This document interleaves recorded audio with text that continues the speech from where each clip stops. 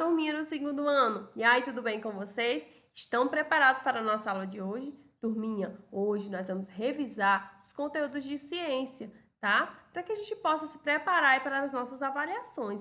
Então, preparem caneta, né? Prepare o caderninho de vocês para anotar algo que vocês acharem, né, pertinente e prestem bastante atenção na nossa explicação, tá bom? Então, vamos revisar aí o ambiente. Galerinha, qual a diferença entre os seres vivos e os seres não vivos? A principal diferença é que os seres vivos possuem vida, enquanto que os seres não vivos não possuem vida. Um exemplo de seres vivos são os vegetais, as plantas, os animais, nós, seres humanos, e os seres não vivos é tudo aquilo que não existe, não possui vida, como o ar, a água, o solo, e as pedras e o sol, mas que são fundamentais para a vida na Terra.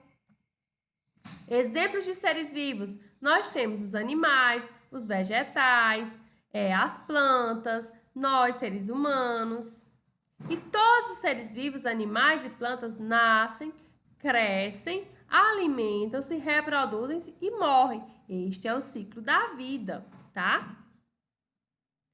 Quais são as etapas do ciclo da vida? Aí nós temos aí um exemplo do cachorro, né? Nós temos o cachorro filhote, o cachorro, né, um pouquinho maior, e o cachorro adulto. Depois ele vai ficar velhinho e um dia ele vai morrer. Então, esse é o ciclo da vida que todos os seres vivos passam, desde plantas, animais, seres humanos, como um todo. Os elementos não vivos não nascem, não crescem e não se reproduzem, mas são elementos muito importantes na natureza para que a vida possa acontecer. E aí eu citei para vocês, né, que o solo, a água, as rochas, o sol e o ar são elementos aí não vivos, que são fundamentais para a vida dos seres humanos e dos animais e das plantas na Terra. Por quê? Por exemplo, a água e o oxigênio, eles são indispensáveis à vida de todos os seres vivos. Não há como viver sem ar, não há como viver sem água. As plantas, por exemplo, elas respiram aí pelas suas folhas e têm uma função muito importante na natureza. Por quê? Porque elas produzem oxigênio durante o dia para purificar o ar e aí, de noite, elas absorvem oxigênio na sua respiração. Qual dessas paisagens aí são naturais? Galerinha, as paisagens naturais são todas aquelas paisagens que não foram construídas pelos homens, enquanto que as paisagens, né, construídas são aquelas que tiveram interferência humana, né? Então, as paisagens naturais aqui, nós temos essa paisagem, essa e essa. Essas três são paisagens naturais. As demais são paisagens construídas pelo homem. Qual desses ambientes foi modificado pelo homem? O primeiro ou o segundo? Observe que o primeiro é um ambiente que foi aí modificado pelo homem, enquanto que o segundo é uma paisagem natural. Nós temos também objetos feitos pelo homem, né? O homem também ele produz diferentes tipos de objetos, brinquedos, tudo isso é produzido, né, com interferência humana. Nós temos também diversos ambientes na Terra e cada ambiente tem características próprias que vai mudar a variação climática, ou seja, tem locais que vai ser muito frio, já vai ter locais que vão ser mais deserto, né? Não vai ter frio, não vai ter chuva, né? A quantidade de chuva vai ser menor em determinados locais e maior em outros. A umidade também. O tipo de vegetação muda, locais que possuem plantas rasteiras, outros possuem plantas, né, de grande porte. A luminosidade também e a presença de água. Há locais com mais água, locais com menos água. Para ambientes diferentes, há necessidades diferentes. Por exemplo, os peixes que vivem na água, eles precisam ter adaptação para nadar. Os morcegos e passarinhos que precisam voar, né? Eles precisam ter asas. Enquanto que os animais que vivem na terra, como o elefante, a onça, a serpente, têm características, né, próprias da terra, de marchar, correr, saltar ou rastejar. Os seres vivos também têm necessidades específicas, como a nutrição, ou seja, a alimentação, a proteção e a reprodução para perpetuar a sua espécie. E quais são essas principais necessidades, né? Algumas plantas possuem características nas suas folhagens que recolhem a água através das folhas.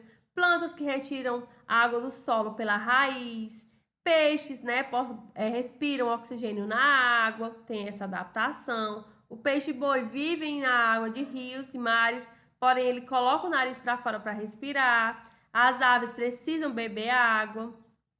As lagartas precisam se alimentar, né, através de folhagens, por isso que elas ficam adaptadas geralmente mais às árvores. As piranhas se alimentam de carne de animais. As pessoas se alimentam de plantas e animais.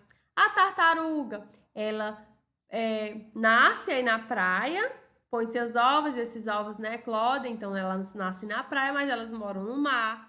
Os macacos são adaptados a galhos de árvores, por isso que ele prende, né, a sua cauda nesses galhos e pula de galho em galho.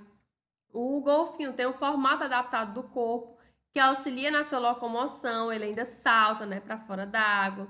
A gente tem o tuiuiu que se movimenta no solo, na água e no ar, e tem plantas também adaptadas com raízes que se prendem ao chão. Gente, com relação à poluição do ambiente, ao desmatamento, à extinção de animais e ao aquecimento do planeta, são algumas das consequências aí da ação do homem sobre o planeta Terra, né? Quando o homem ele interfere no planeta Terra de alguma forma, ele vai causar algum impacto. E para minimizar esse impacto, é interessante que a gente busque fazer a nossa parte, diminuindo o consumo excessivo de produtos enlatados, né, com embalagens plásticas, buscando economizar a água, cuidar, né, dessa água potável, para que a gente possa, né, ter uma melhor qualidade de vida.